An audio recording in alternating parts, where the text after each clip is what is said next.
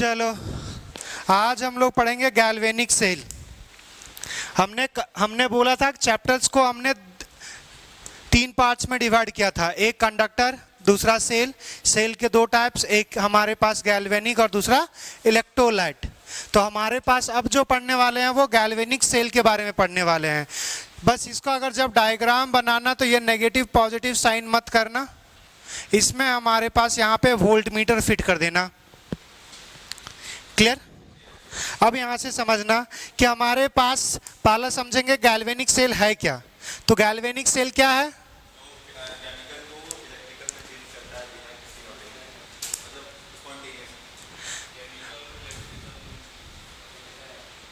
Galvanic cell वो cell होगा जो हमारे पास केमिकल एनर्जी को इलेक्ट्रिकल एनर्जी में चेंज करेगा through a spontaneous redox reactions. Redox reactions कहने का मतलब और ऑक्सीडेशन और रिडक्शन एक साथ जब हो किसी रिएक्शंस में तो वही है हमारे पास रिडॉक्स। अब यहाँ से दूसरी बात मेरे को ये बताना, ऑक्सीडेशन क्या होता है Aman? Gain of electron.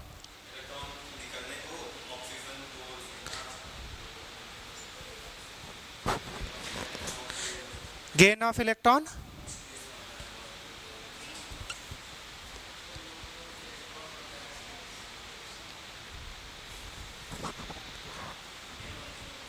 Gain of electron क्या है?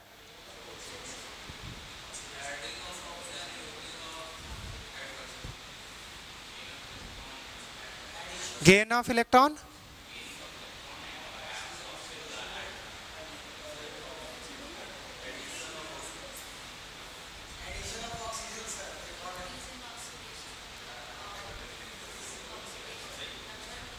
डिक्रीज होना, रिडक्शन।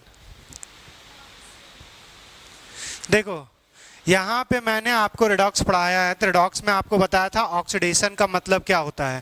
पहला तो अगर ऑक्सीडेशन का मतलब क्या है कि हमारे पास जब ऑक्सीडेशन नंबर में इंक्रीज आए तो ऑक्सीडेशन डिक्रीज आए तो हमारे पास रिडक्शन। अब ये हो कैसे सकता है? अगर लॉस ऑफ इलेक्ट्रॉन होगा तब ऑक्सीडेशन और गेन ऑफ इलेक्ट्रॉन होगा तो reduction.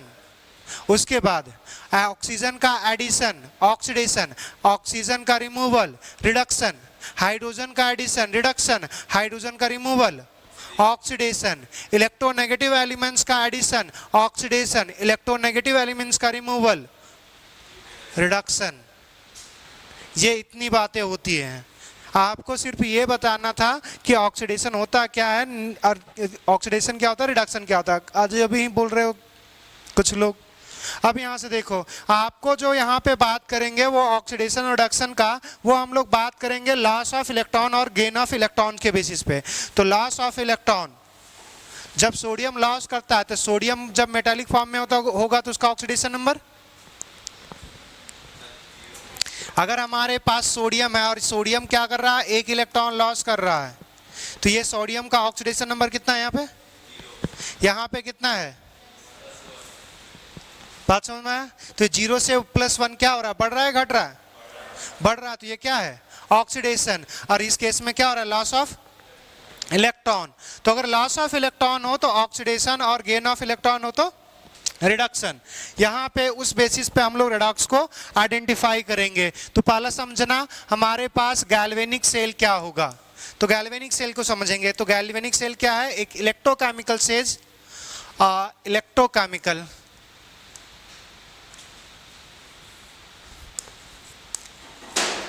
Electrochemical cell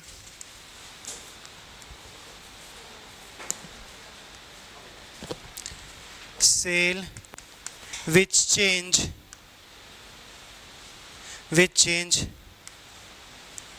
chemical energy into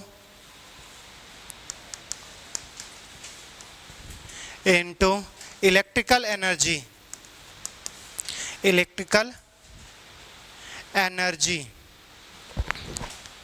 through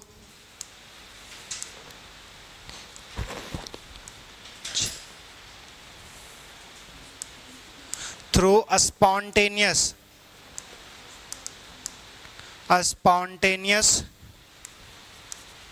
redox reaction, कि ऐसा सेल जो हमारे पास क्या करे, स्पॉन्टेनियस रेडॉक्स रिएक्शंस के वजह से केमिकल एनर्जी को इलेक्ट्रिकल एनर्जी में चेंज कर दे, वही हमारे पास क्या होगा, गैल्वेनिक सेल। क्लियर। अब गैल्वेनिक सेल का हमारे पास एग्जांपल है Daniell cell. Daniell cell spontaneous कहने का मतलब अपने आप होगा। घड़ी का बैटरी है या मोबाइल का जो बैटरी है वो हमारे पास अपने आप एनर्जी हमारे पास दे रहा है। केमिकल एनर्जी जो स्टोर था उसको इलेक्ट्रिकल में चेंज कर रहा है। उसको हमारे पास कन्वर्ट होने के लिए थोड़ी ऐसा करें मोबाइल के हम पकड़ के चलाएंगे तब उसका डिस्प्ले चलेगा, ऐसा तो है नहीं, वो अपने आप चल रहा है।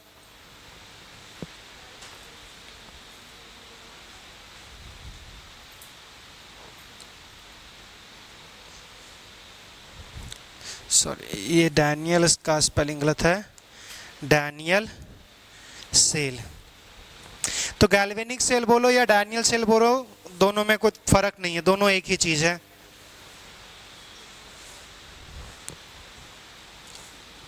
लिख लिए।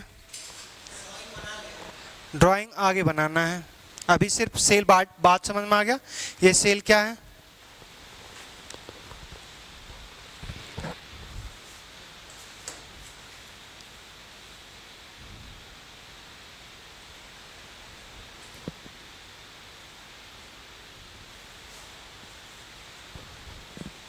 ये दिखा का ही नहीं रहा है इसमें। हाँ, हमारे पास कॉपी,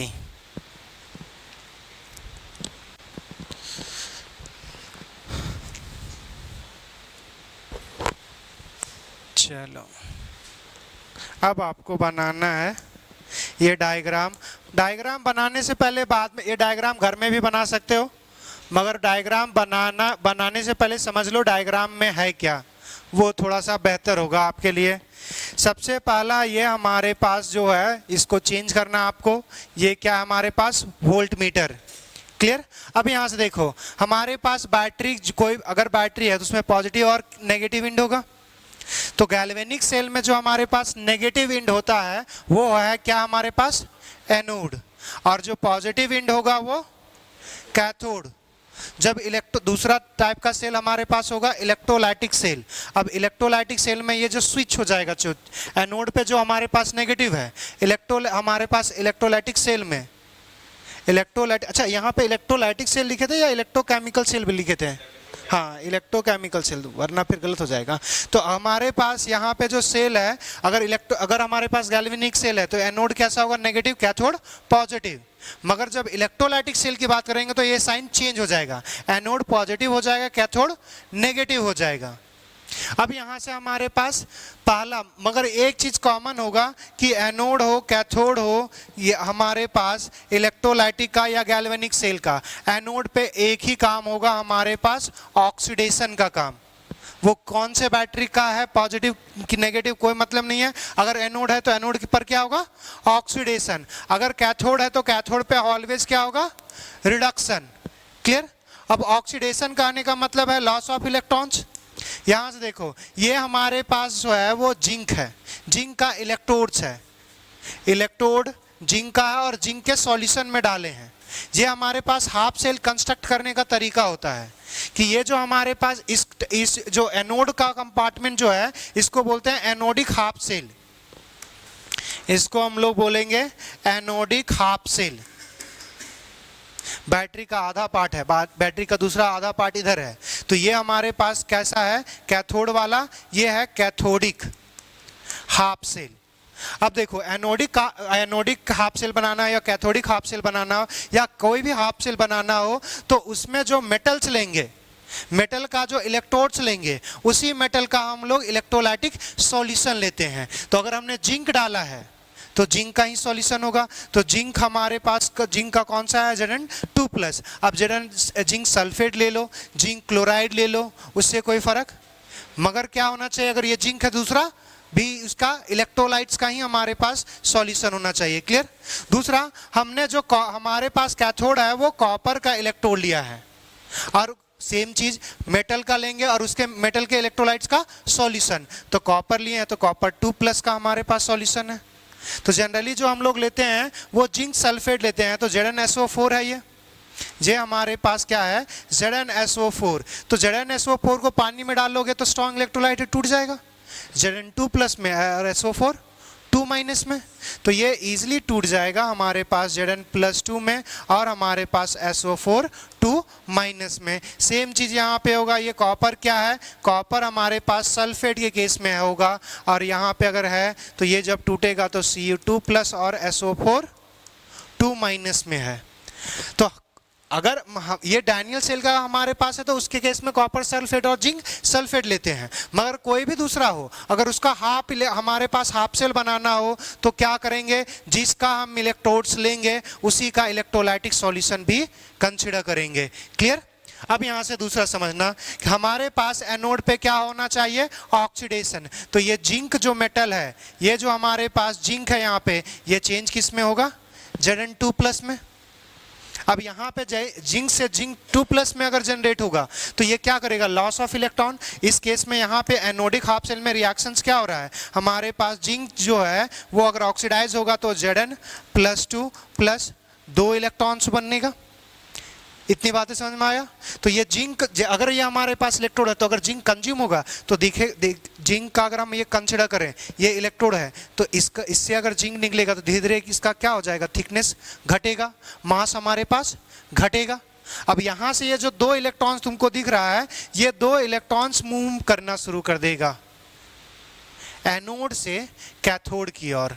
ये इलेक्ट्रॉन्स हमारे पास मूव करना शुरू कर देगा एनोड से कैथोड। अब यहाँ से देखो, इसको हम बोलेंगे एक्सटर्नल सर्किट। बैटरी में देखते हो एक 2 इंड रहता है, एक पॉजिटिव और नेगेटिव। अगर उससे अगर हमें पता करना है कितना वोल्टेज जनरेट करेगा तो वो दोनों को पॉजिटिव नेगेटिव को इंड को कनेक्ट कर दो, वोल्टेज बता देगा। तो सेम चीज काम किया है कि नेगेटिव पॉजिटिव बैटरी का इंड है और इसको अगर हम वोल्टेज बता दें, ये कौन सा होगा, वायर होगा नॉर्मल। अब इसको बोलते हैं एक्सटर्नल सर्किट। या तो ये वो हमारे पास क्या है, वायर है, और ये हमारे पास क्या है, एक्सटर्नल सर्किट। क्लियर। जिसको हम बोलते हैं सॉल्ट ब्रिज।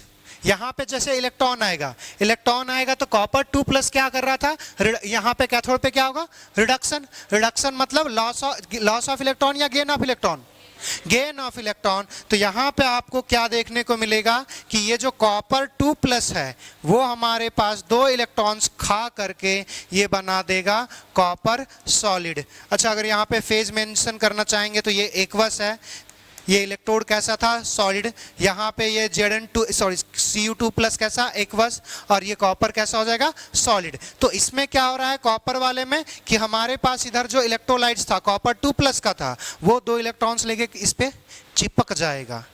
तो इसका मास क्या होगा, धीरे धीरे बढ़ेगा, थिकनेस बढ़ेगा। मगर जिंक वाले का जो थिकनेस था वो घटेगा, मास भी घटता चला जाएगा। क्लियर। अब यहाँ पे 2 इलेक्ट्रॉन्स कंज्यूम कर गया। मगर अगर तुम्हें पता होना चाहिए कि अगर हमारे पास सर्किट कंप्लीट होगा, जैसे अगर हम बैटरी के कंसिडर करते हैं, बैटरी अगर एक कंसिडर किए, अगर हमने इसको बल्ब से कनेक्ट किया और ये हमारे पास सर्किट है, अभी ये सर्किट कंप्लीटेड नहीं है, स्विच ऑन है। जब स्विच को कनेक्ट कर देंगे तो ये बल्ब ग्लो करना स्टार्ट कर देगा। तो ये ग्लो कब करेगा, जब हमारे पास सर्किट कंप्लीट हो। अब देखो यहां से हमारे पास क्या हुआ, एनोड से कैथोड तक गया, कैथोड से तो एनोड कनेक्टेड नहीं है, तो इसको कनेक्ट करने के लिए क्या यूज करेंगे, सॉल्ट ब्रिज। सॉल्ट ब्रिज क्या होगा, फिलहाल अभी समझना है कि एक टाइप का हमारे पास कनेक्ट करने का काम कर रहा है। क्या होता है नहीं होता है उसकी बात आगे करेंगे, उसको स्पेशली पढ़ना है। क्लियर। तो हमारे पास ये क्या सॉल्ट ब्रिज कनेक्ट कर देगा तो ये सर्किट क्या हो गया, कंप्लीट। अब यहाँ पे बोलना मत कि यहाँ पे सर कनेक्टेड नहीं है, अरे यहाँ पे कौन सा आयन है, आयंस मूव करेंगे तो इलेक्ट्रिसिटी कंडक्ट करेगा। यहाँ पे भी तो Cu2+ है आयन, ये क्या होगा हमारे पास, मूव करेगा तो इलेक्ट्रिसिटी कंडक्ट करेगा। तो फिजिकली कनेक्ट होने की जरूरत नहीं है। क्लियर इतनी बात है। तो सर्किट कंप्लीट हो गया तुम्हारे पास। अब देखो यहां से हमारे पास क्या क्या हमारे पास हुआ। एनोड में क्या होगा, ऑक्सीडेशन, और ऑक्सीडेशन से हमारे पास क्या होगा, इलेक्ट्रॉन्स एनोड से कैथोड की ओर बढ़ेगा। और क्या होगा, जिंक का मास घटेगा, हमारे पास जिंक का कंसंट्रेशन इलेक्ट्रोलाइट सॉल्यूशन में बढ़ेगा, क्योंकि ये जिंक से ही तो टूट के जा रहा था, तो उसका अमाउंट धीरे धीरे बढ़ेगा। जिंक का इलेक्ट्रोड्स का मास घटेगा, जिंक का कंसंट्रेशन बढ़ेगा टाइम के साथ। कॉपर में हमारे पास, कॉपर जो हमारे पास कैथोड है उसमें कॉपर 2+ का कंसंट्रेशन घटेगा, क्योंकि कॉपर 2+ से किस में जा रहा है, कॉपर में। ये कॉपर के ऊपर क्या हो जाएगा, चिपक जाएगा, तो कॉपर 2+ का कंसंट्रेशन घटेगा और कॉपर इलेक्ट्रोड का मास बढ़ेगा। इलेक्ट्रॉन्स हमारे पास कैथोड से एनोड की ओर फ्लो करेगा, किसमें, एक्सटर्नल सर्किट या वायर में। मगर हमारे पास जो ये जो सॉल्ट ब्रिज है इसको बोलेंगे इंटरनल सर्किट। इंटरनल सर्किट, तो इलेक्ट्रॉन्स हमारे पास ऐसे मूव कर रहा था, तो ये कहां जाएगा, कैथोड से एनोड। क्या ये बात समझ में आया, ये कंप्लीट लूप हो गया इलेक्ट्रॉन्स का। अब अगर तुम्हें पता होना चाहिए कि इलेक्ट्रॉन जिधर मूव कर रहा है उसके जस्ट अपोजिट में करंट का सिंबल देते हैं, पढ़ चुके हो इतना। तो अगर हमारे पास, अगर इलेक्ट्रॉन इधर मूव कर रहा है तो करंट हमारे पास कैथोड से एनोड, और अगर हमारे पास यहाँ पे कैथोड से अगर एनोड आ रहा था तो करंट हमारे पास किधर फ्लो करेगा, एनोड से कैथोड। क्या बात समझ में आया। तो ये हमारे पास डैनियल सेल का वर्किंग प्रिंसिपल है कि अगर ये ऐसा होता जाएगा तो एक पॉजिटिव पोटेंशियल जनरेट करेगा। अब यहाँ पे जो जनरेट होता है पोटेंशियल, कि जिंक से हमारे पास Zn 2+ गया, तो यहाँ पे जो पोटेंशियल जनरेट होता है वो 0.74 वोल्ट होता है। यहाँ पे जो जनरेट होगा वो हमारे पास प्लस 0.34 वोल्ट होता है, और ओवरऑल जो वोल्टेज ऑफ सेल जो होगा वो हमारे पास, दोनों को ऐड कर दोगे तो 1.1 वोल्ट क्रिएट होगा। तो इतना वोल्ट। अब ये कैसे निकालें, फॉर्मूला क्या होगा आगे देखेंगे। नॉर्मली सिंपली ऐड नहीं करते, उसका भी तरीका होता है। फिलहाल अभी ये अगर ना भी समझ में आए ये वोल्टेज वाला, तो ये बाकी बात समझ में आ गया। तो अब यहां से देखना वर्किंग हमारे पास, कि डैनियल सेल का वर्किंग कैसे होगा। हाँ, बैटरी जो देख, पानी डालते हो तो बैटरी देखे होगे, पानी डालते होगे तो एक्चुअली में ना बैटरी जो होता है वो अलग अलग चेंबर में एग्जिस्ट करता है। तो हमारे पास बैटरी ऐसा नहीं होता है कि सिंगल एक चेंबर में रहेगा, सिंगल एक चेंबर में रहेगा, ऐसा नहीं होता। ये हम लोग सेपरेट करते हैं। सेपरेट करने का रीजन क्या होता है कि ये सॉल्ट ब्रिज क्यों यूज करें वो आगे पढ़ेंगे। ये एक ही कंटेनर में नहीं होता, वो कंटेनर का कॉम्बिनेशन होगा। क्लियर। अब ये कंटेनर का कॉम्बिनेशन होता है, इसमें सिर्फ हमारे पास क्या होगा, ऑक्सीडेशन, और ऑक्सीडेशन की वजह से क्या बोलते हैं इसको, एनोड, और इसमें क्या होगा, रिडक्शन, और रिडक्शन की वजह से हमारे पास ये क्या हो गया, कैथोड। क्लियर। कभी भी बैटरी जो तुम देखते हो घर में, अगर देख रहे हो, देखोगे तो वो चेंबर्स में बना होता है, वो चेंबर्स का कलेक्शन होता है। तो जब भी आप बैटरी देखोगे तो वो 2 चेंबर्स होंगे। अगर एक चेंबर में है तो वो उतना ज्यादा इफेक्टिव नहीं रहेगा। क्यों नहीं रहेगा वो आगे देखेंगे। और किसी का कुछ सवाल। तो अगर हमारे पास इलेक्ट्रोकेमिकल सेल है या गैल्वेनिक सेल है या डैनियल सेल है, तो इसमें हमारे पास जो भी बात बोले वो सारा क्लियर। तो वही बातें हम लिखने वाले हैं। तो इसमें सबसे पहला हमारे पास वर्किंग में हमारे पास सबसे पहला point, mass of Zn zinc electrode. अच्छा, ये तो नहीं बताना पड़ेगा कि ये इलेक्ट्रोड है, इतना तो थोड़ा पहले से पता होना चाहिए थोड़ा, कि बता दें। हमें आगे पढ़ना जब इलेक्ट्रोकेमिकल इलेक्ट्रोलाइटिक सेल पढ़ेंगे तो वहां पे टाइप ऑफ इलेक्ट्रोड्स पढ़ेंगे, अभी जरूरत नहीं है। तो mass of zinc electrode will decrease and concentration of Zn2 plus will increase with time। जैसे जैसे करंट पास होते जाएगा जिंक हमारे पास क्या होगा, जिंक इलेक्ट्रोड्स का यहाँ से जिंक निकलेगा, सॉल्यूशन में डिसॉल्व होगा, और डिसॉल्व होगा जिंक में कंसंट्रेशन क्या बढ़ता है, जिंक 2+ का जो होगा कंसंट्रेशन बढ़ेगा मगर इलेक्ट्रोड का मास घटेगा। दूसरा पॉइंट हमारे पास, अच्छा इसमें बेहतर होता कि इन एनोडिक हाफ सेल और हमारे पास in cathodic half cell, cathodic half cell, cathodic half cell mass of copper electrode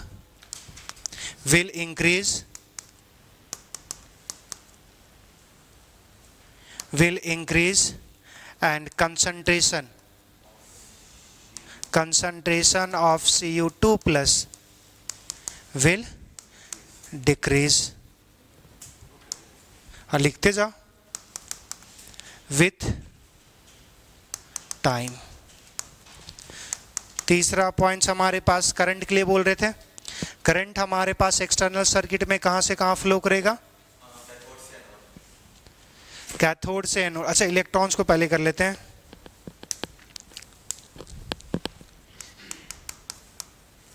electrons flow from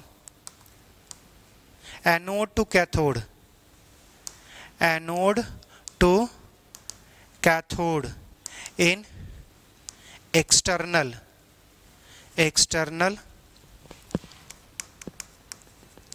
circuit, या यही एक्सटर्नल सर्किट क्या है, वायर है। And cathode to anode in internal circuit, और internal circuit क्या है, सॉल्ट ब्रिज क्या होगा वो आगे देखेंगे। हमारे पास चौथा पॉइंट्स क्या आगे आ जाएगा, ये इलेक्ट्रॉन्स का फ्लो का था, करंट का फ्लो जस्ट उल्टा कर देंगे, current flow from cathode to anode in external circuit, and anode to cathode in internal circuit।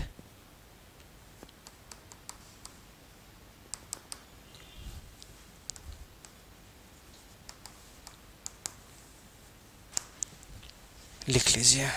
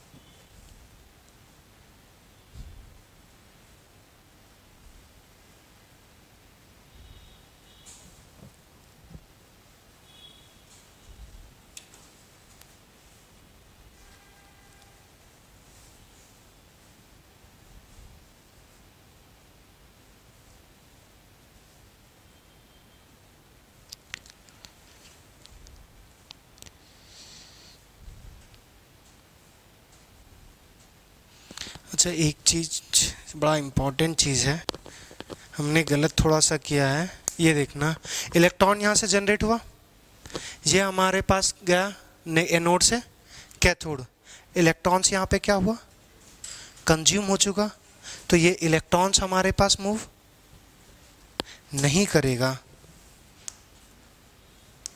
बात समझ में आया ये? अगर हमारे पास यहाँ से इलेक्ट्रॉन निकला और यहाँ पे गया, और यहाँ से हमारे पास इलेक्ट्रॉन यहाँ पे मूव नहीं करेगा, इलेक्ट्रॉन्स यहाँ पे क्या हो गया, कंज्यूम, तो अगर इलेक्ट्रॉन्स कंज्यूम हो गया तो मूव काहे का करेगा। यहाँ पे क्या होता है कि यहाँ पे क्या लिखे हैं, सॉल्ट ब्रिज, सॉल्ट ब्रिज में होता है इनर्ट इलेक्ट्रोलाइट्स। इनर्ट मतलब रिएक्शंस नहीं करेगा। क्या रिएक्शन नहीं करेगा वो आगे देखेंगे।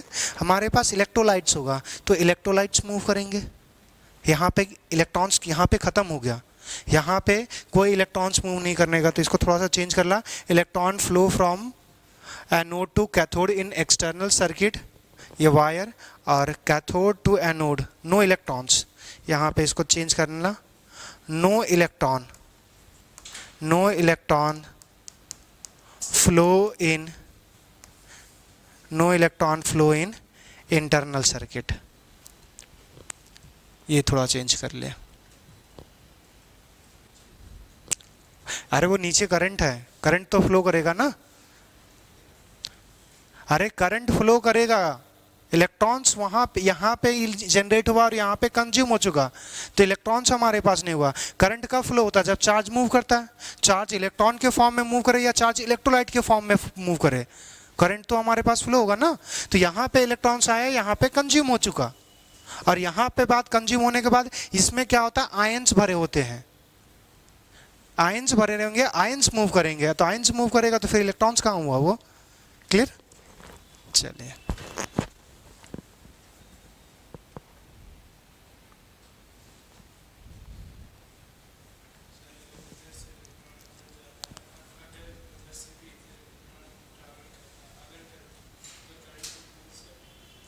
ऐसा कभी पॉसिबल है कि एट ए टाइम दोनों साइड मूवमेंट करेगा, कि एनोड से भी कैथोड आएगा, कैथोड से भी एनोड? ऐसा पॉसिबल ही नहीं है, उस तरह का बैटरी जनरेट ही नहीं कर पाएंगे। दूसरा, और कौन को बोल रहे थे? तू कुछ बोल रहे थे? नहीं, अरे वो करंट है, करंट में तो वो पूरा फ्लो होगा ना, इलेक्ट्रॉन्स खत्म हो चुका, आयंस तो मूव करेंगे ना। ये सर्किट को कंप्लीट करना है तो आयंस उसी के रिस्पेक्ट में मूव करेंगे। इलेक्ट्रॉन्स यहाँ से यहाँ मूव कर रहेगा, इलेक्ट्रॉन खत्म हो गया, उसके बाद यहाँ पे एक्चुअली में जो सॉल्ट ब्रिज में ना आयंस भरे होते हैं पॉजिटिव नेगेटिव, तो वो पॉजिटिव नेगेटिव मूव करेंगे, और वो अगर मूव करेंगे तो चार्ज मूव हो रहा है, चार्ज मूव हो रहा है तो करंट तो फ्लो होगा। तो अगर करंट ऐसा थोड़ी होगा यहाँ पे आप इधर होगा उधर, दूसरा हमारे पास फिर से दूसरा डायरेक्शन आ जाए, ऐसा नहीं होगा। तो कंप्लीट सर्किट में एक ही डायरेक्शन में फ्लो होगा। तो करंट ठीक है, इलेक्ट्रॉन सिर्फ हमारे पास एनोड से कैथोड तक मूव करेगा। और किसी का कुछ सवाल?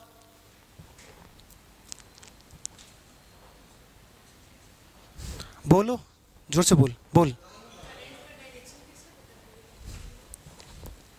अगर ये हमारे पास बैटरी का अगर कंसीडर कर रहे हैं, यहाँ पे हमारे पास बल्ब है, तो अगर हम मान के चल रहे हैं कि हमारे पास करंट ये पॉजिटिव टर्मिनल से अगर फ्लो कर रहा है, तो यहाँ सर्किट के बाद उल्टा हो जाएगा, वो कंप्लीट लूप बनाएगा ना। तो अगर कंप्लीट लूप बनाएगा तो ये इलेक्ट्रॉन्स यहाँ से यहाँ तक जाएगा, फिर ये कनेक्ट होगा। अब इसमें एक और लाइन लिखना चाहोगे तब लिख सकते हो, वरना कोई ज़रूरी नहीं है। कॉमन सी बात है कि जो एक्सटर्नल सर्किट है वो कंप्लीट किससे हो रहा है? वायर से। और इंटरनल सर्किट किससे कंप्लीट हो रहा है? सॉल्ट ब्रिज से। अगर लिखना चाहोगे तो लिख सकते हो, वरना कोई ज़रूरी नहीं है।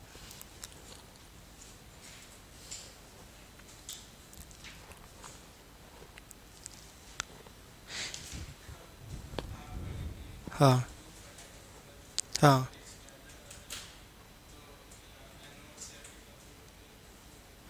अरे वो इलेक्ट्रॉन्स खत्म हुआ, वो करंट कब कार्य करेगा? करंट कब कार्य करता है? सिर्फ इलेक्ट्रॉन्स के मूवमेंट के कारण कार्य करता है। आयंस के मूवमेंट के कारण भी तो करंट कार्य करेगा ना। बात समझ में आया? तो यहां से यहां सिर्फ हमारे पास वायर में इलेक्ट्रॉन्स का मूवमेंट हो रहा है, मगर जब यहां से आएगा ना तो यहां पे हमारे पास क्या है? आयंस का मूवमेंट होगा। तो आयंस का मूवमेंट होगा, तो यहाँ पे हमारे पास अगर आयंस का मूवमेंट होगा तो आयन इलेक्ट्रिसिटी कंडक्ट करेगा, इलेक्ट्रॉन्स नहीं करेगा। तो यहाँ पे इलेक्ट्रॉन्स थोड़ी मूव करेगा। क्लियर? अब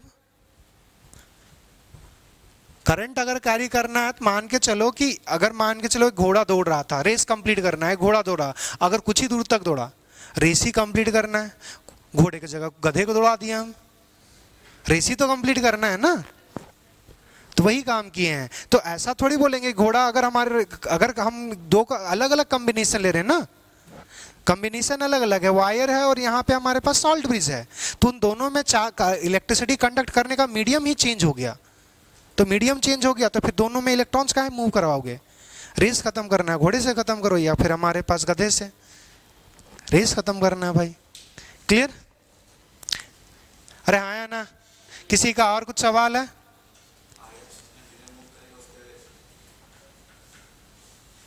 आयंस मूव करेगा, उसके अपोजिट में जो नेगेटिव आयंस मूव करेंगे उसके अपोजिट में लेते हैं ना। इलेक्ट्रॉन्स क्या है? एक नेगेटिव चार्ज, नेगेटिव चार्ज इधर मूव करेगा, उसके रिस्पेक्ट में लेते हैं, उसके अपोजिट में लेते हैं करंट। तो हमारे पास यहाँ पे नेगेटिव आयंस किधर मूव कर रहा होगा?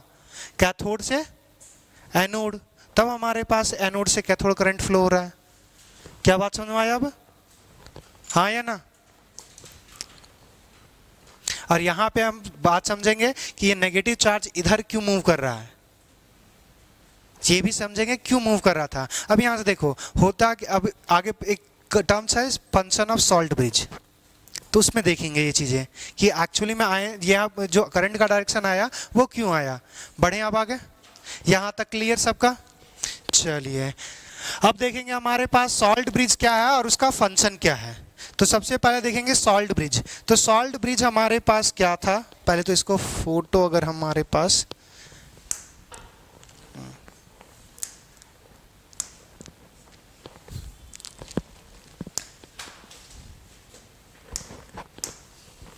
चलो यहाँ पे हमारे पास फिर से बैटरी आ गया।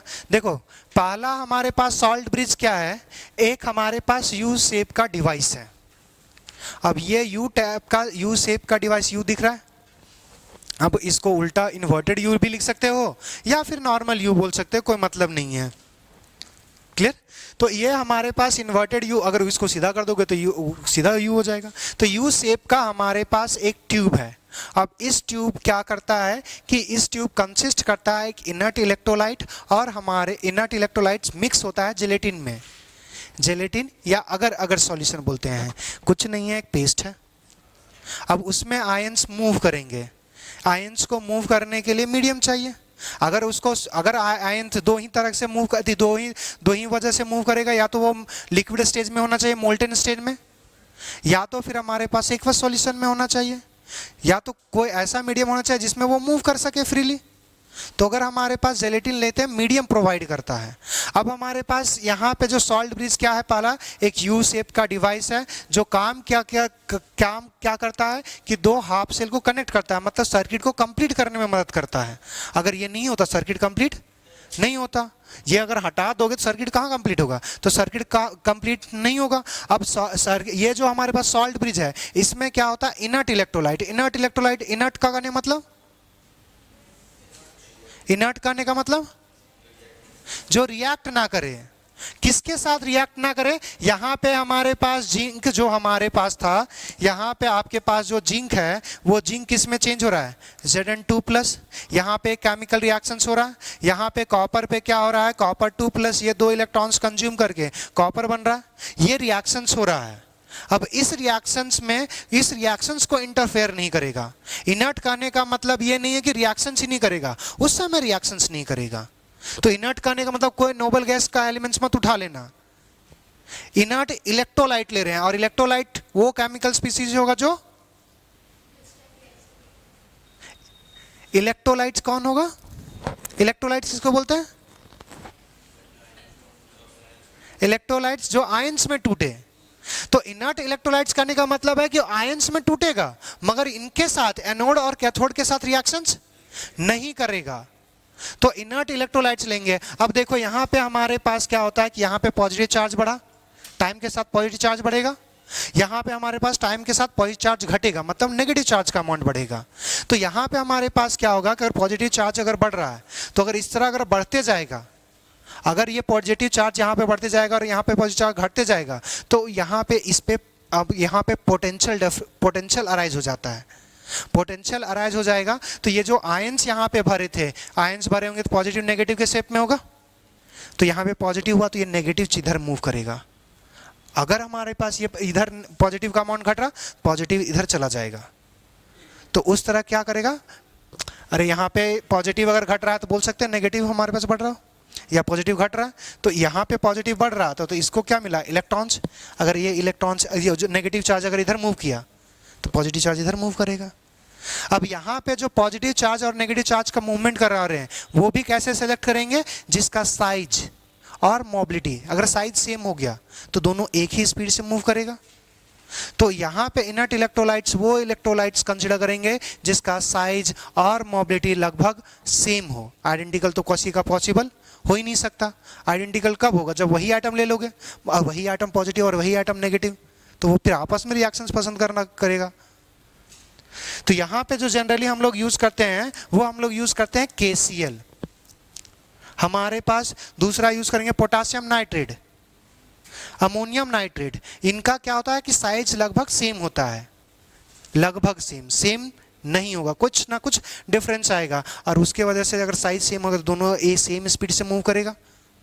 तो अगर मान के जो जितना कंसंट्रेशन इधर बढ़ा उतना यहाँ इधर आयन पॉजिटिव नेगेटिव वाला मूव करेगा और उधर उतना ही नेगेटिव मूव करेगा, तो ना तो इस पे पॉजिटिव ना तो उस पे नेगेटिव आना देगा।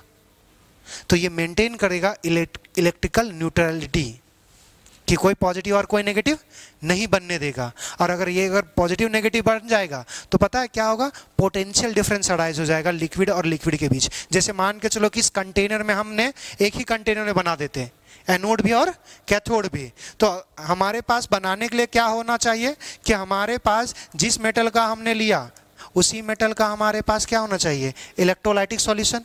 अगर हमने यहाँ पे B लिया तो ये B+ का होना चाहिए। तो अब यहाँ पे देखो ये M+ और B+ आयंस हमारे पास होंगे, ये दोनों अलग अलग होंगे।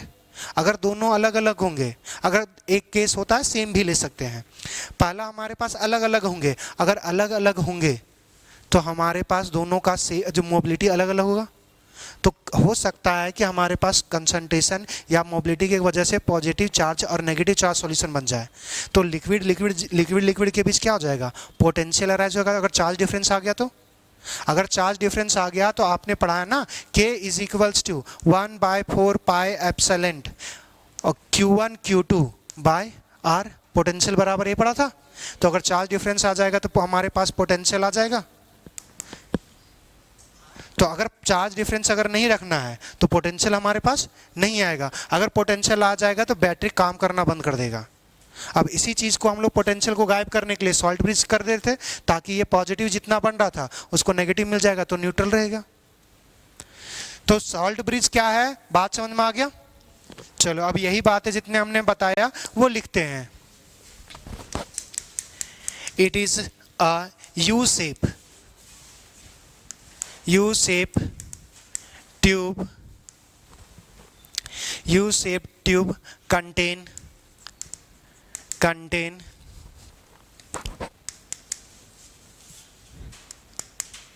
inert electrolyte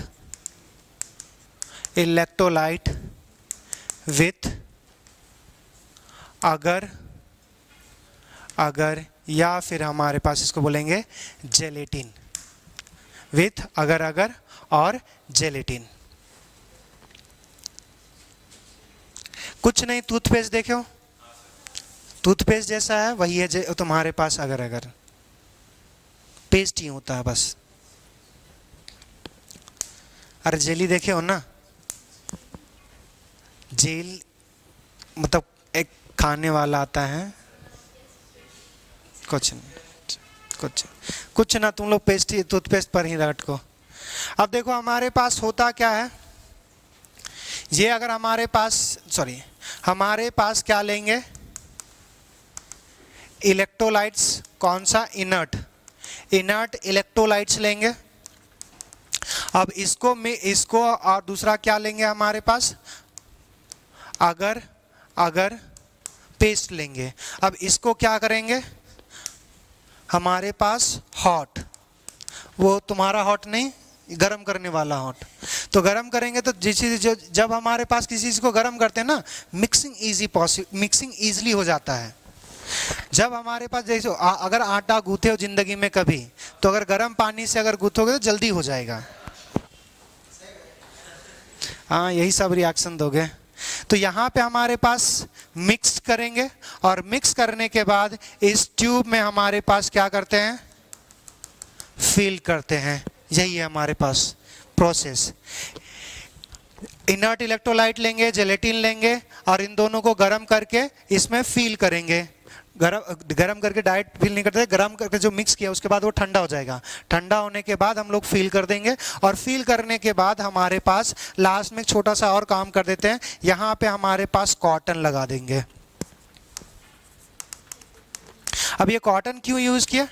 अगर हमारे पास इलेक्ट्रोलाइट्स है तो हमें इलेक्ट्रोलाइट्स कैसा चाहिए, इनर्ट, रिएक्शंस ना करे। अगर ये इलेक्ट्रोलाइट्स यहाँ पे सॉल्यूशन में डिप कर जाए तो जिंक रिएक्टिव मेटल्स है या कुछ भी है तो उसमें क्या आएगा, नेगेटिव आ रहा है ना, तो पॉजिटिव नेगेटिव के साथ रिएक्शंस पॉसिबल है,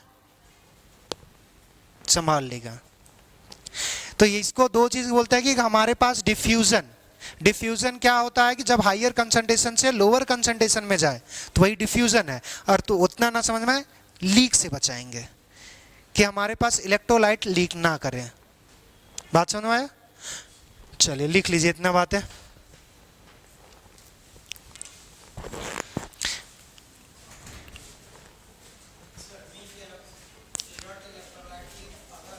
हाँ,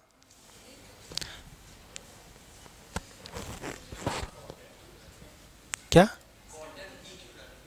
कॉटन जनरली हमारे पास कोई दूसरा मटेरियल यूज करेंगे तो वो भी हमारे पास कुछ ना कुछ इम्पैक्ट दिखा देगा। कॉटन हमारे पास सिंपली है सो वो मॉइस्चर भी रखेगा, ताकि मॉइस्चर रहेगा तो कंडक्ट कर सकता है, और दूसरा है कि वो लीकिंग से भी बचा लेगा। उसके अलावा कोई दूसरा वैसा मटेरियल नहीं है। बोल, अभी कुछ देर पहले जेल टूथपेस्ट देखो उसी टाइप का पेस्ट, जो जेलेटिन एक टाइप का मटेरियल होता है। अरे हमने अभी बोला कि आयंस होंगे तो आयंस को मूव करने के लिए क्या चाहिए, मीडियम चाहिए। या तो उसको मेल्ट करवा दो, मेल्ट करवाओगे तो बहुत ज़्यादा हाई टेम्परेचर होगा, ट्यूब में डालते हुए वो टूट जाएगा, तो इफेक्टिव नहीं है। दूसरा, उसमें हम लिक्विड भर देंगे तो लिक्विड तो लीक कर जाएगा। बात समझ में आ रहा है? तो लिक्विड के हमारे पास एक ऐसा जो सेमी सॉलिड, मतलब जो हमारे पास पेस्ट जैसा हो, उसको यूज करते हैं।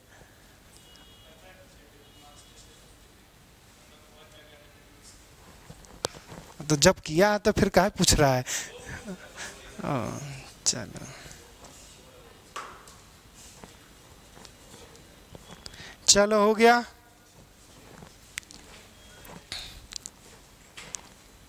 बढ़े हैं आगे। चलिए अब इसका देखेंगे हमारे पास ये होता क्या है। अब इसका फंक्शन देखेंगे हमारे पास कि इसका फंक्शन क्या था, काम क्या था इसका। हमारे पास काम क्या है, हमारे पास फंक्शन। अच्छा, यहां से एक दो बात और लिख सकते हो। हमारे पास जो एक चीज हमारे पास जो लिख रहे हैं, inert electrolyte. Inert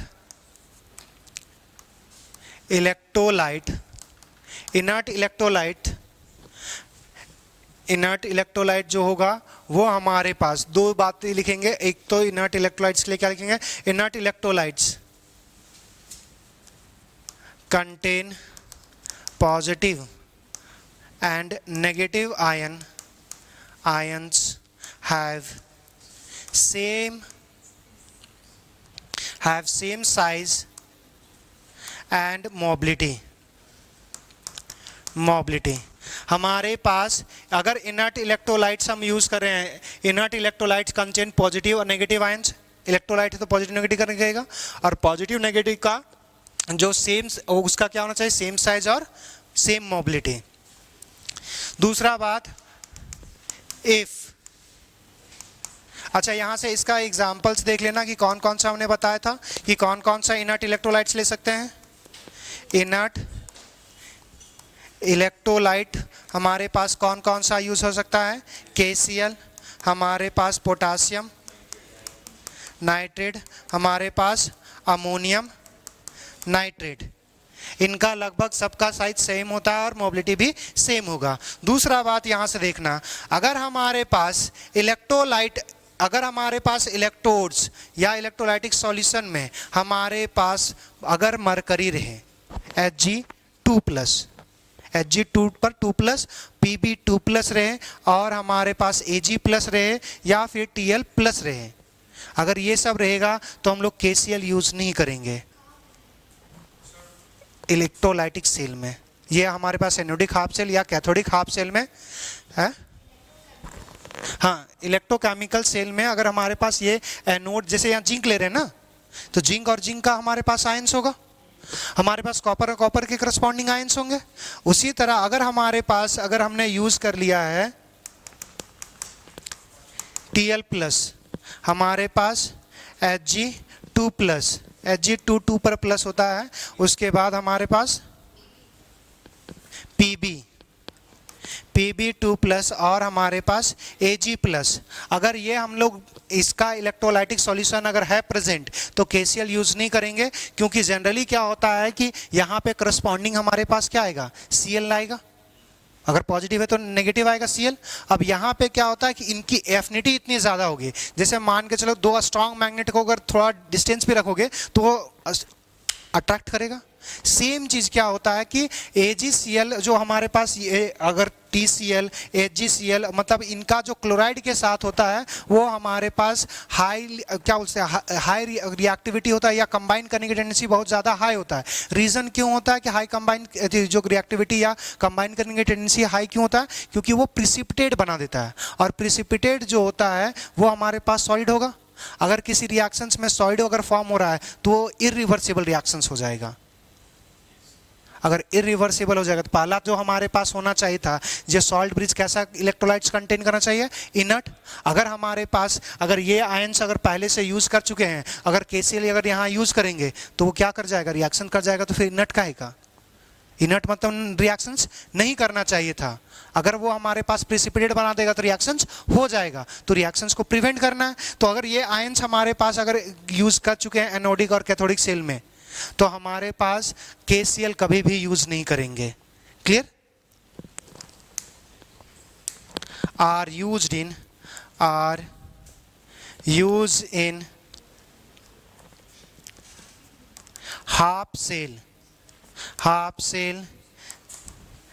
then KCl is not used because KCl is not used due to prevent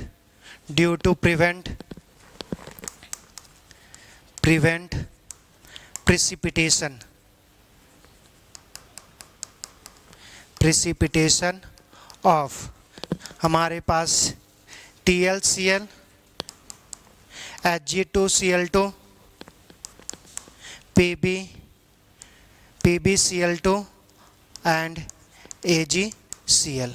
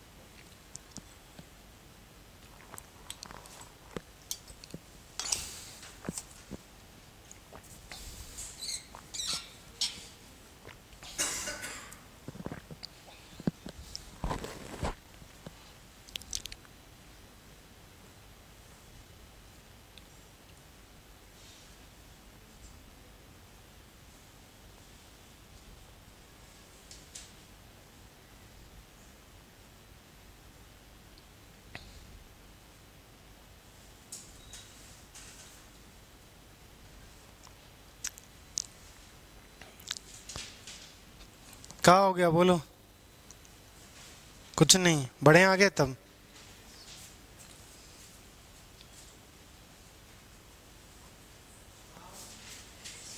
half cell use in half cell मतलब एनोडिक हाफ सेल या कैथोडिक हाफ सेल।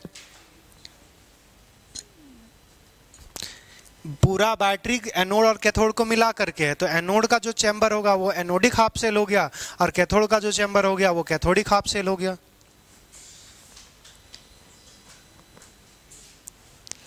बढ़े हैं अब आगे। अरे एक ही दो लिख रहे हो, बाद में लिखते रहना। हाँ, सब लिख लिया। तुम लोग कहाँ रहते सोए हुए? चलिए यहाँ से दूसरा पॉइंट देखिएगा। हमारे पास ये था सॉल्ट ब्रिज। इसका फंक्शन क्या था?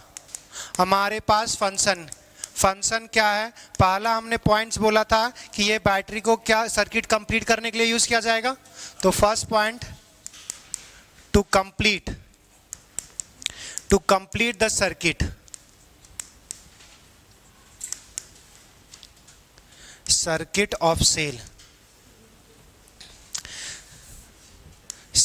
ऑफ सेल, बैटरी का सर्किट कंप्लीट करने के लिए। दूसरा हमारे पास बोले थे इलेक्ट्रिकल न्यूट्रलिटी मेंटेन करने के लिए। सॉल्यूशन एक पॉजिटिव और एक नेगेटिव बन रहा था, तो वो पॉजिटिव और नेगेटिव बनने नहीं देना है। तो अगर नहीं बनने देना है तो इसलिए भी यूज करते हैं to maintain electrical neutrality in half cell.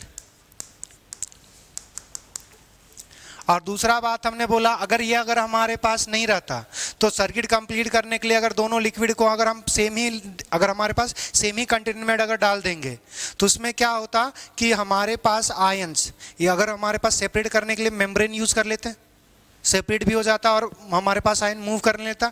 इतना हमारे पास मेम्ब्रेन लेते कि जिसमें आयंस मूव कर सके, उस साइज का हमारे पास लेते मेम्ब्रेन। तो अगर मेम्ब्रेन लेते तो आयंस हमारे पास क्या होता, सॉल्यूशन सेपरेट हो जाता, आयंस मूव कर सकते थे। मगर वही क्या होता कि आयंस का मोबिलिटी में डिफरेंस आ जाता, और आयन की मोबिलिटी में डिफरेंस अगर आ जाएगा तो फिर चार्ज आ जाएगा। आयन के मोबिलिटी में डिफरेंस आ गया तो किसी में वही जो इलेक्ट्रिकल न्यूट्रलिटी मेंटेन नहीं होगा, किसी कोई ज़्यादा पॉजिटिव कोई ज़्यादा नेगेटिव हो जाएगा। अगर हो जाएगा तो पोटेंशियल डिफरेंस आ गया, और अगर चार्ज डिफरेंस आ गया तो पोटेंशियल डिफरेंस आ जाएगा। और कभी भी बैटरी में पोटेंशियल डिफरेंस नहीं होना चाहिए एनोड और कैथोड के बीच। वो अगर कंप्लीट साइकिल हो रहा है तो वो चलते रहना चाहिए। कम से कम लिक्विड वो बैटरी में पोटेंशियल पॉजिटिव और नेगेटिव के बीच होना चाहिए, तभी तो करंट फ्लो करेगा। मगर लिक्विड और लिक्विड के बीच नहीं होना चाहिए। तो तीसरा जो हमारे पास इंपॉर्टेंट है, टू प्रिवेंट लिक्विड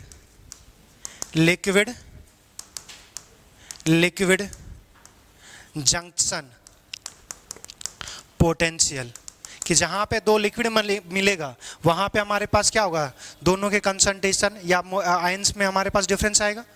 तो वो दो लिक्विड के बीच आ रहा है, इसलिए लिखा जा रहा है लिक्विड जंक्शन मतलब जहां दो लिक्विड मिलेगा उसमें हमारे पास पोटेंशियल अराइज होगा। उस चीज को नहीं करना है बैटरी में, और नहीं करना तो उसी चीज को प्रिवेंट करने के लिए सॉल्ट ब्रिज यूज करते हैं।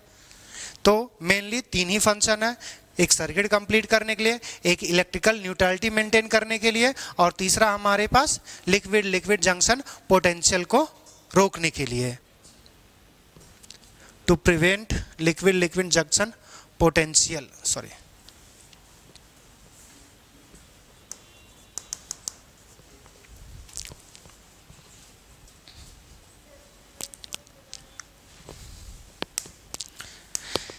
चलो देखो यहाँ से समझना, इस चीज़ को फिर से समझना। अगर हम बैटरी ये कंसिडर कर लेते हैं कि हमारे पास जो है वो सिंपली एक ही कंसंट्रेशन सेल में रखा हुआ है, मतलब एक ही डब्बे में बना हुआ है, अलग अलग नहीं है, तब हमें जोड़ने का काम, ये पहला वाला पॉइंट ऐसे ही खत्म हो जाता। बैटरी को कम से कम जोड़ना नहीं पड़ता। इसमें हमारे पास क्या होता,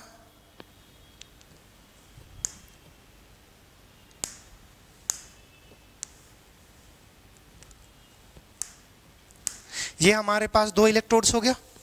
अब इस 2 इलेक्ट्रोड्स को हम लोग क्या कर रहे हैं, अब इसमें जो हमारे पास सेल कैसे, हाफ सेल कैसे कंसिडर करते हैं, मेटल और उसके आयंस का। तो ये मेटल और उसके आयंस को सेपरेट करने के लिए हमने क्या कर दिया, एक बाउंड्री हमने कर दिया, सेपरेट कर, कुछ नहीं, मेम्ब्रेन ले लिए। मेम्ब्रेन में आयंस मूव कर सकता है, या फिर हमारे पास इतना मूव कर सकता है कि करंट हमारे पास फ्लो हो, तो सर्किट कंप्लीट करने की जरूरत, सॉल्ट ब्रिज का जरूरत नहीं पड़ेगा। अब यहाँ पे क्या होगा कि अगर हमारे पास 2 अलग अलग आयंस हैं, यहाँ पे अगर हम मान रहे थे जिंक 2+ और यहाँ पे कॉपर 2+, दोनों आयंस का साइज सेम होगा? कभी भी पॉसिबल नहीं होगा। तो ये आयंस अगर मूव करेंगे तभी तो हमारे पास इलेक्ट्रिसिटी कंडक्ट करेगा, तो मूव करेगा तो दोनों का स्पीड सेम नहीं। मान के चलो जिंक का साइज हमारे पास बड़ा है और कॉपर का साइज छोटा है, तो अगर हमारे पास साइज छोटा रहेगा तो अगर हमारे पास जो साइज छोटा होगा वो ज़्यादा मूव करेगा और दूसरा कम। तो ऐसा आएगा कि एक टाइम के बाद देखने को मिलेगा कि एक साइड ज़्यादा पॉजिटिव दिख जाएगा, एक साइड कम। तो चार्ज का डिफरेंस आ गया, और चार्ज का डिफरेंस आ गया तो पोटेंशियल जनरेट हो जाएगा। फॉर्मूला लिखे थे, जब चार्ज अगर हमारे पास अलग अलग हो तभी तो पोटेंशियल जनरेट होगा। अगर चार्ज अगर हर जगह सेम हो जाएगा तो इक्वी पोटेंशियल सरफेस आ जाएगा, तो पोटेंशियल जनरेट नहीं होगा। जो एक छोटा सा चीज़ बताते हैं, जब हमारे पास क्या होता है लाइटनिंग होती है तो आपको जनरली आप जहाँ पे वायर गिरा रहेगा तो जनरली आपको क्या बोला जाता है कि जो दोनों पैर है वो दोनों साथ में चलाइए।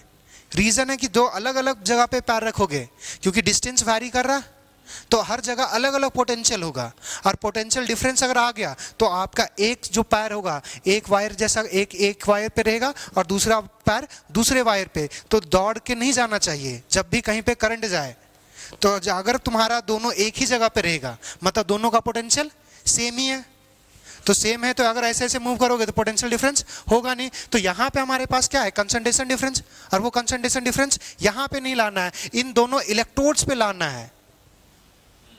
इन दोनों इलेक्ट्रोड्स पे लाना, इस पे पॉजिटिव और इस पे नेगेटिव, या इस पे नेगेटिव इस पे पॉजिटिव होना चाहिए, यहाँ सॉल्यूशन पे नहीं होना चाहिए। अगर सॉल्यूशन पे आएगा तो वो बैटरी इफेक्टिव नहीं होगा।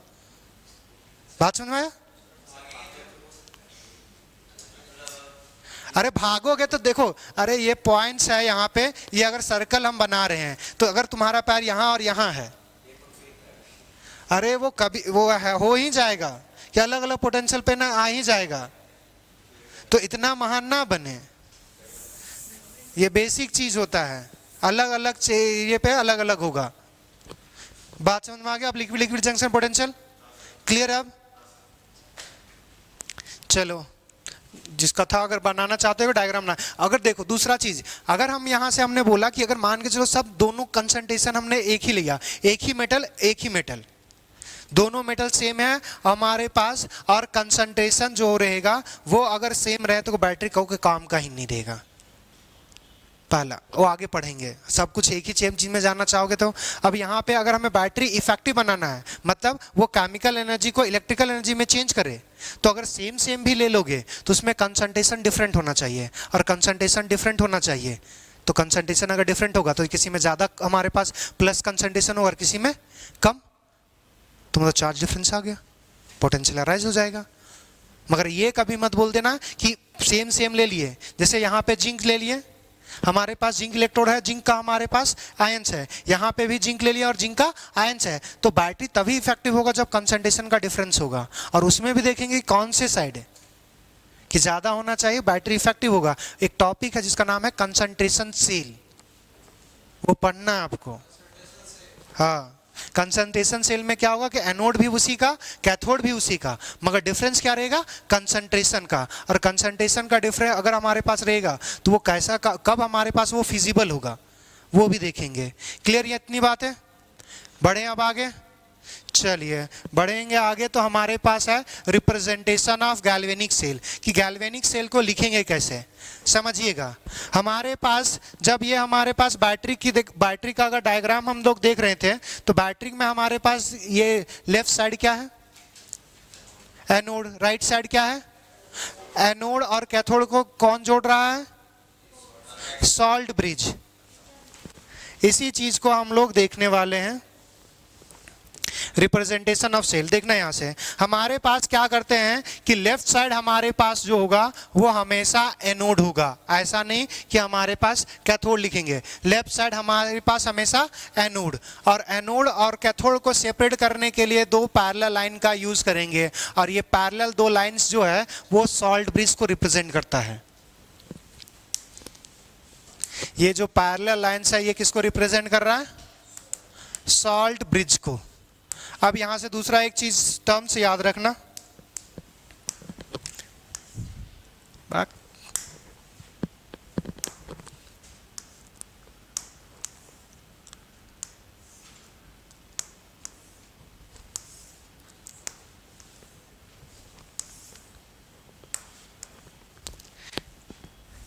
एक टर्म्स याद रखिए लून, LONE।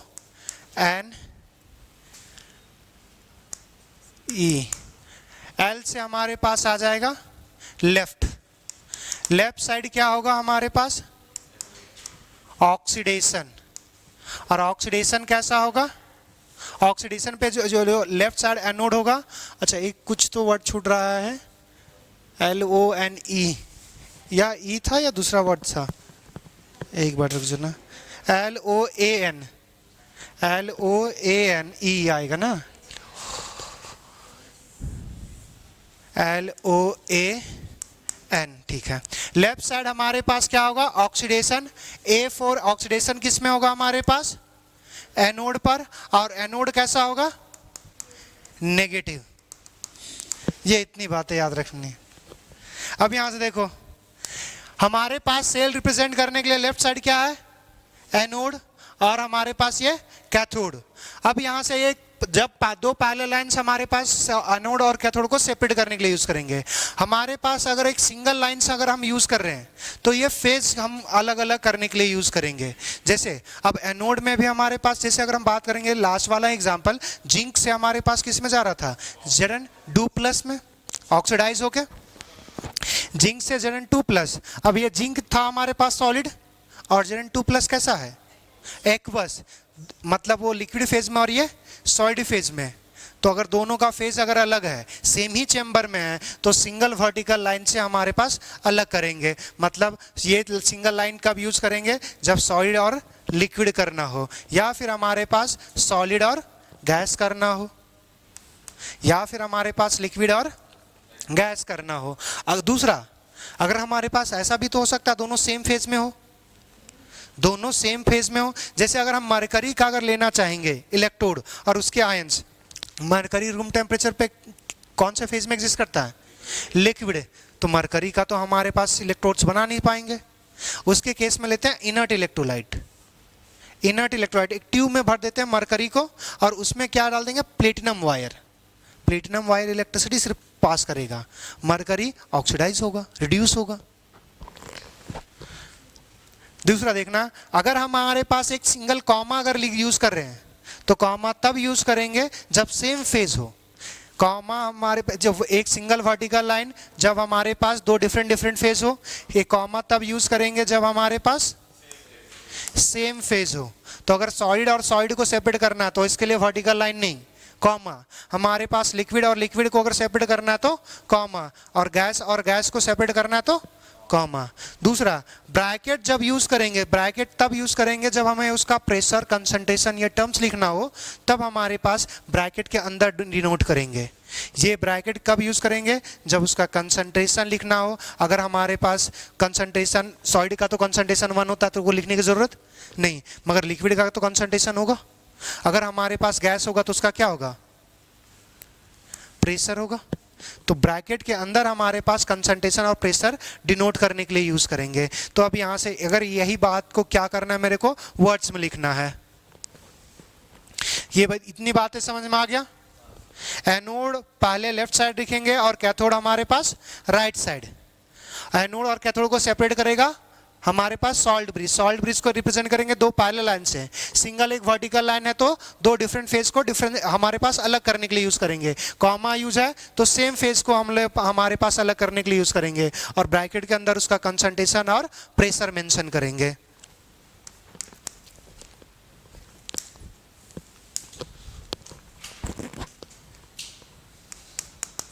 In cell representation, in cell representation, anode is left side and cathode is right side, and it is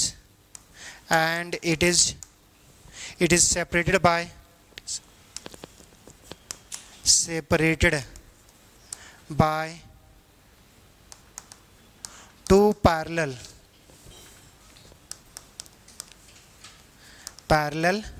lines. और ये लिख चुके हैं, दो पैरेलल लाइन क्या इंडिकेट करेगा? सॉल्ट ब्रिज को। Single vertical line single vertical line is used to differentiate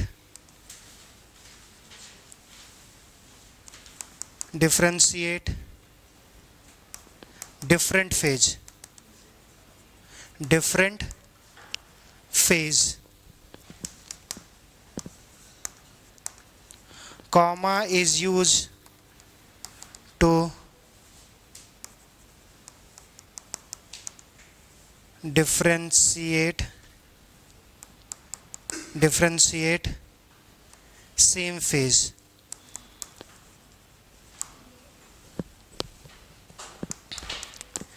Concentration and pressure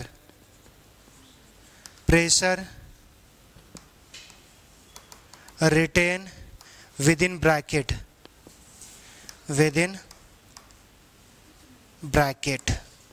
generally जो ब्रैकेट यूज करेंगे वो स्मॉल ब्रैकेट यूज करेंगे. क्लियर इतनी बातें? जल्दी लिखिए, अगर नहीं लिखिएगा तो आगे बढ़ेंगे. बस ये टैगलाइन याद करने के लिए है कि हमारे पास L मतलब लेफ्ट साइड, O मतलब लेफ्ट साइड क्या होगा? ऑक्सीडेशन किस पे होता है? एनोड. और एनोड कैसा होगा? बस इतना. कभी अगर भूल जाओ तो अगर हमारे पास एक साइड का अगर पता है तो दूसरे वाले का कर सकते हो कि राइट साइड हमारे पास क्या होगा? ऑक्सीडेशन, और हमारे पास एनोड की जगह पे कैथोड होगा, नेगेटिव की जगह वो पे पॉजिटिव होगा. बस अगर एक साइड का याद है तो दूसरे साइड का जस्ट अपोजिट ही तो करना है.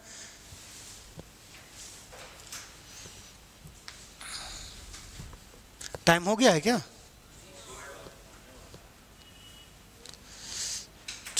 तुम लोग का क्लास बड़ा स्लो चल रहा है.